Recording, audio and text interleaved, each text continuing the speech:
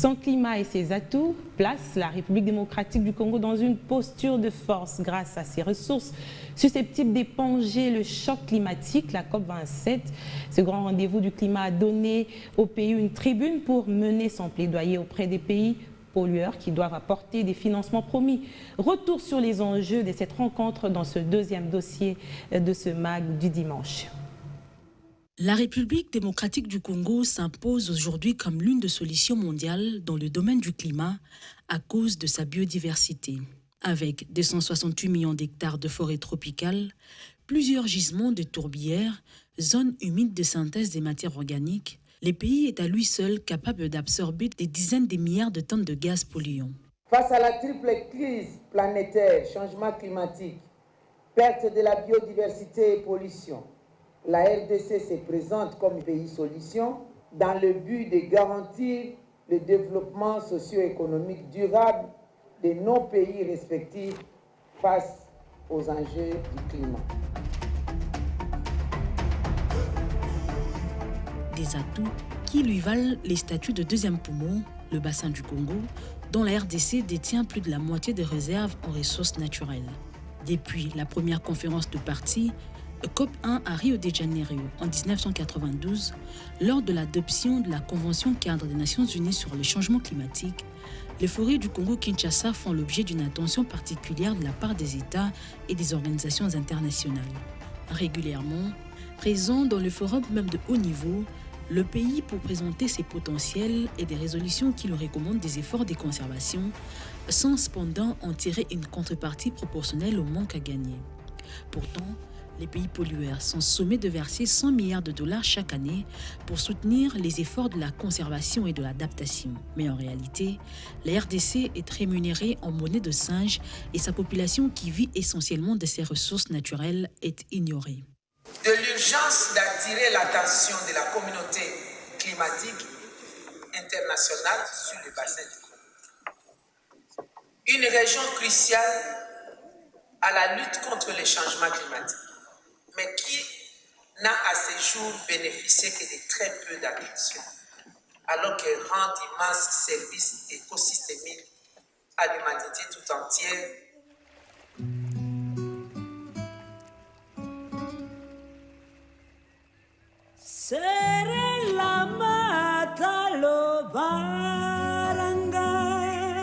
Téné, la population congolaise évaluée à environ 80 millions d'âmes vit à plus de 70% dans la campagne et son pauvre revenu est tiré des activités agricoles. Ceci justifie la pression qu'elle exerce sur la nature à travers notamment l'exploitation irrationnelle de la forêt, la chasse non contrôlée et l'agriculture surbrûlée dans le seul but de survivre. Ces activités ont dégradé au fil du temps l'environnement et sa biodiversité, entraînant sécheresse et menaces d'extinction de certaines espèces. En réalité donc, la planète est victime de l'activité humaine. L'accord de Paris pour le climat est accepté. Les scientifiques s'accordent aujourd'hui pour dire que les activités humaines sont la cause première de l'accélération du réchauffement climatique dans le monde depuis 1950.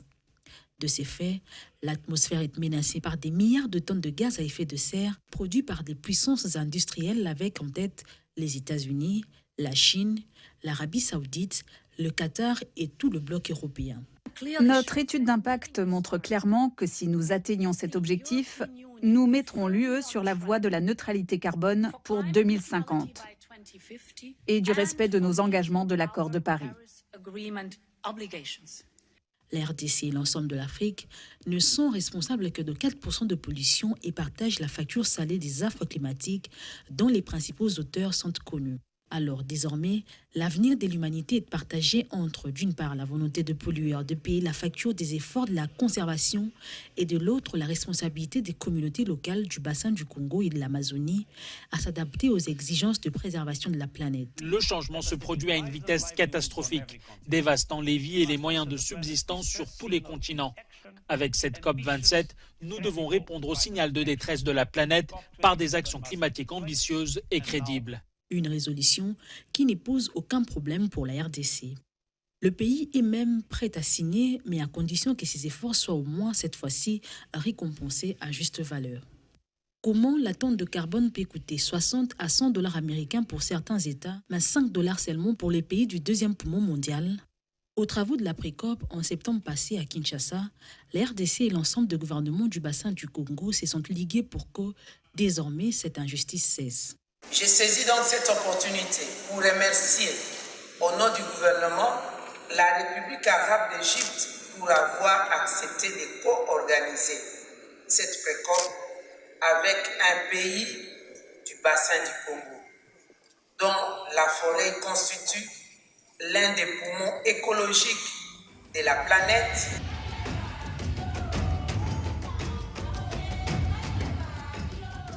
Le Premier ministre Samalou Koundé, qui représente Félix Tshisekedi à la COP27, et Eve Bazaïba, la vice-premier ministre en charge de l'environnement, qui porte ses plaidoyers aux travaux proprement dits à Choumacher en Égypte cette semaine, ont conditionné les efforts de l'RDC aux moyens conséquents pour financer le développement des communautés locales.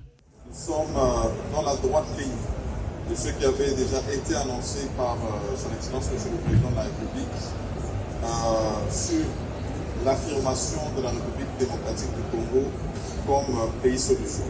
Il est exclu que les pays industrialisés commencent à nous donner des dons jusqu'à présent, alors qu'ils ont besoin de nous. Ils sont eux-mêmes responsables de 80% des pollutions dans le monde. Nous aimerons, au sortir de la COP27, que nous ayons des éléments concrets et fiables.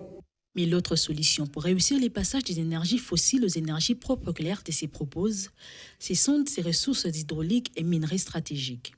Pour ça, l'RDC dispose d'un réseau hydrographique riche en eau douce et capable de développer l'hydroélectricité, à même d'alimenter le quart de la population mondiale.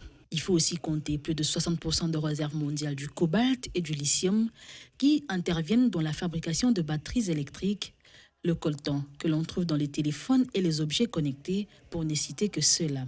L'objectif est d'éviter à l'atmosphère l'augmentation de la température à plus de 1,5 degré, ce qui sera un désastre pour l'environnement.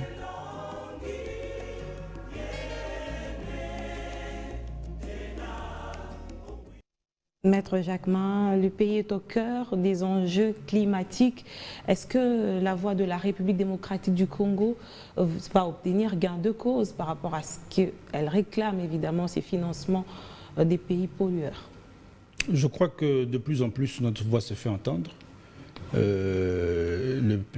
République démocratique du Congo s'est investie dans cette question-là de l'environnement, du COP27, avec l'implication personnelle aussi du président de la République. Nous avons constaté que notre mise est passée de 200 000 $ l'an à 500 000. Je crois que c'est quand même dans l'actif de la République démocratique, mais il faut faire plus.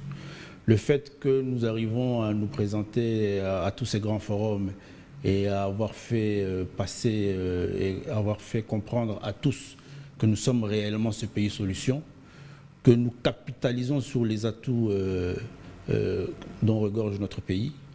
Vous avez parlé de son système hydro, des rivières et de notre fleuve, qui est une grande capacité sur laquelle le monde peut compter, la forêt, mais aussi les minerais très rares qui sont utiles à la transition écologique. C'est ce discours-là de responsable qui fait que nous nous basons sur nos propres ressources et nous discutons en tant que responsable, État responsable, qui veut discuter gagnant-gagnant avec les différents partenaires du monde. Cela va nous permettre de nous en sortir. Mais l'on constate aussi un certain laxisme de ces États-là par rapport certainement à ces urgences climatiques. Évidemment, la question des financements est reprise dans ce laxisme. Est-ce qu'il y aura des moyens de pression que la République démocratique du Congo pourrait utiliser, ou c'est déjà un acquis, c'est un atout pour nous, le fait d'être deuxième poumon mondial? Ce n'est pas un atout parce que les pays pollueurs, comme on les appelle, ce sont les pays développés, ce sont les grandes puissances du monde. Donc discuter avec eux n'est pas une chose facile. Mais prendre la responsabilité de faire ce débat, de mettre sur la table nos atouts et de discuter avec eux d'État en État en relevant le fait que nous avons nos ressources et surtout que nous avons aussi la volonté et la capacité de les exploiter pour le bien-être de nos populations. Je crois que cela est un discours suffisamment responsable qui peut faire avancer les choses. Et je reste confiant que nous allons aller de l'avant et que la République démocratique du Congo arrivera à avoir sa gain de cause par rapport à toutes ces ressources. Nous sommes le deuxième poumon mondial. Et il nous faut avoir ces crédits carbone qui sont nos droits à la valeur exacte qu'elle représente. Et c'est un grand combat que le gouvernement de la République pour revoir à la hausse les prix, évidemment, est en train de faire avec la ministre F. Bazaïba et le Premier ministre. Je reste confiant que l'avenir sera meilleur sur ce domaine et on nous respectera à la hauteur de nos ressources. Place à notre troisième dossier du jour.